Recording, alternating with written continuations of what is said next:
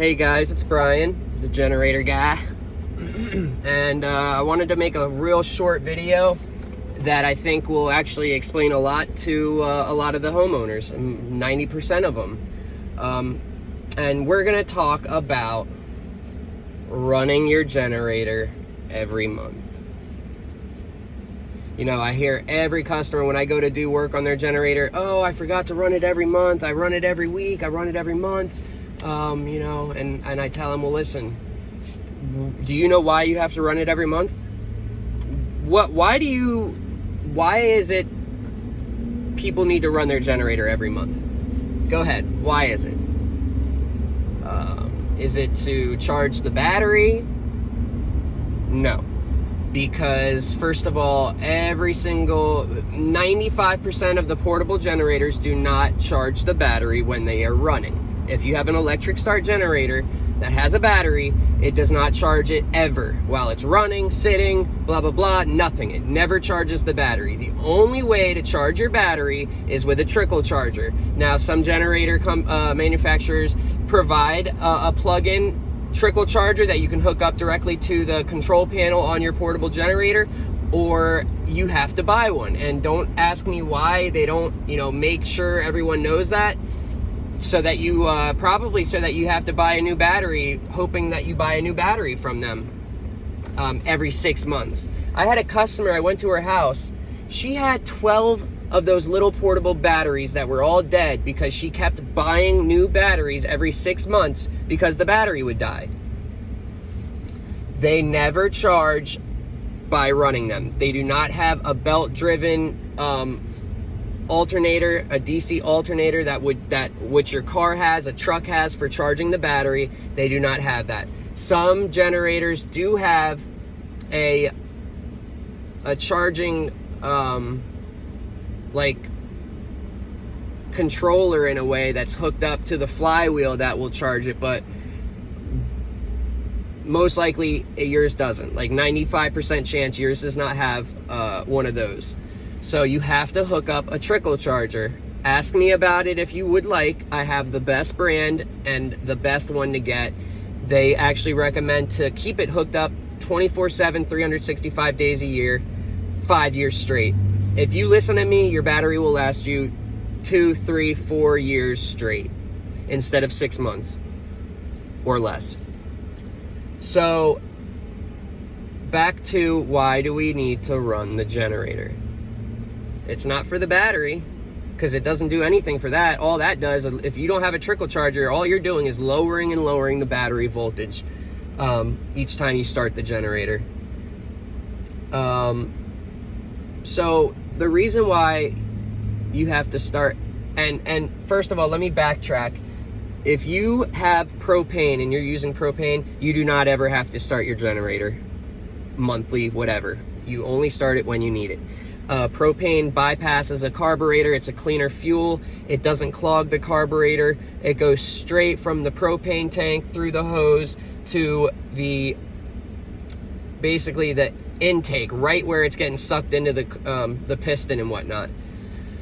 The reason why you need to start your generator, especially for gasoline, is because gasoline, when it's sitting in that carburetor bowl, it breaks down and it'll clog the main jet, which feeds it into the piston, the intake.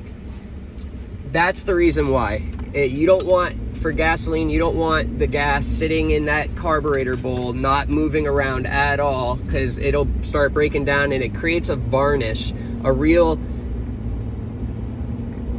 sticky, tarry-like substance that over time it'll clog the main jet. It'll clog your fuel solenoid if you have one. It'll clog your float and stop it from allowing fuel into the carburetor. All of these issues create a no-start situation.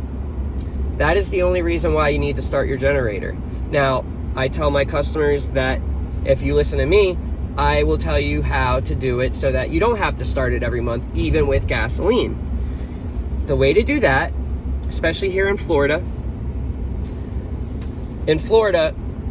95% of the homeowners only worry about their generator working at the beginning of hurricane season. March, April, and then throughout hurricane season, and then at around October, November, they could care less about it. So what I tell my customers to do at the beginning of hurricane season, so get rid of all the fuel. If you have old fuel, get rid of it. Okay, hurricane season comes around, go get new fuel, fill your gasoline, your generator up with fuel all the way. You can put some stabilizer in there if you'd like, and start it up, make sure it works. Okay, cool. Now, when you're done, I want you to run the generator and then shut off the fuel Petcock valve so that it starves itself from fuel. So basically, you're going to turn off while your generator's running, you're going to turn off the fuel so that the fuel is only in the fuel tank and it's not being fed throughout the system. Your generator will run for about maybe 2 minutes still, even without the fuel, because it still has fuel in the bowl, and it'll slowly shut down. It'll, not just turn off, it'll be like, boom, boom. It'll make weird noises because it's getting some fuel, it's not, then it runs out. Okay, it's done. Leave it alone. You don't have to turn it on ever again until, say, a hurricane says a hurricane is gonna hit us. Okay, you go out to your generator, you open the fuel valve, give it a couple of minutes for it to fill back up, start your generator up. Awesome, it starts up. Now that we know a hurricane might be coming, you don't have to turn off the fuel or anything. We know we started the generator, cool, it ran, turn it off, let it sit, and if you need it, it'll start right up when you do. Now, say hurricane season comes to an end, it's October, November, we're not gonna get any more storms, and you need to, you wanna get this out of the way now, During the hurricane season, you had the generator more accessible. Now you want to put, the million of things that you throw on top of it and forget about it. What I always tell my customers, and the best way to do it, first of all, run your generator completely empty. Either by running it for 4, 5, 6, 7, 8, 9, 10 hours, or buying yourself a little siphon. They have these battery-powered siphons you can get on Amazon that'll suck the fuel out of the gas tank. There's always going to be a little bit left. So once you suck as much as you can out, then pull start or electric start your generator, let it run until it burns off that fuel. And when it shuts down from lack of fuel, what I want you to do is try and start it again, either electric or pull. If it starts up again, quickly shut off the fuel valve and let it die out again.